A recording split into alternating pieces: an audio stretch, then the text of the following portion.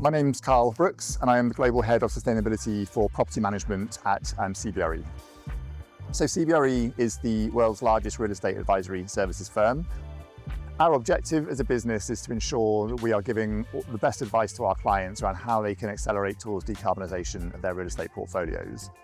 So we have an objective to be a net zero carbon business by 2040 and an interim target that impacts property management to reduce carbon emissions intensity by 55% by 2030 against the 2019 baseline.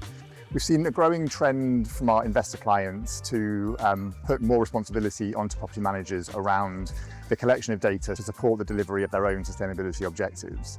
So it was really important for us to be able to kind of set up a service line to support the provision of that data into those clients. What we have found previously is that the data is inaccurate, incomplete, or kind of inconsistent, which was kind of really sort of posing a risk to our clients around the ability of them to meet their own reporting obligations, whether it's internal or through intervoluntary schemes like CRES and so on. We wanted one consistent way to collect that information across the whole organisation, so sort of centralising that function around a platform just seemed like the obvious solution for us. So being able to leverage a platform like Deepki, or leverage Deepki itself, to kind of develop and improve our data coverage really sort of does obviously help and set us apart from our sort of peers itself. And we've seen kind of our data coverage increase to 64% in 2024. Thinking back to 2019 as a baseline, that was only around 8%. So we've seen a huge increase in our data coverage in the US and similar trends elsewhere. Improving that kind of data coverage, the quality of the data and the consistency of provision shortens the reporting period for clients because they're spending less time having to work through data sets to identify errors and omissions, and we're just kind of giving them a much more sort of complete data set from the outset.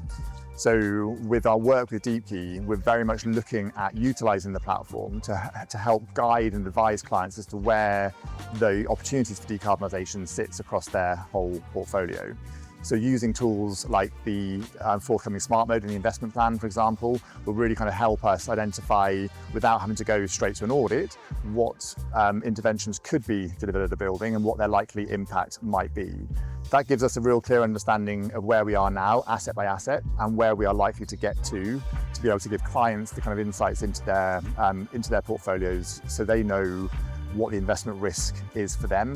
Through our use of Deepki and the data we collect, we're able to keep our portfolio in a constant sort of state of triage to make sure we're aware of where risks and opportunities sit across the portfolio, what we can manage through our own operational processes, and where we might need to bring in technical specialists to really sort of like build out the full risk profile and really explore what those opportunities are to kind of improve performance of those properties.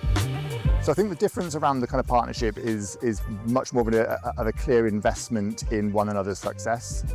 We have an extensive governance structure set up as part of the partnership process.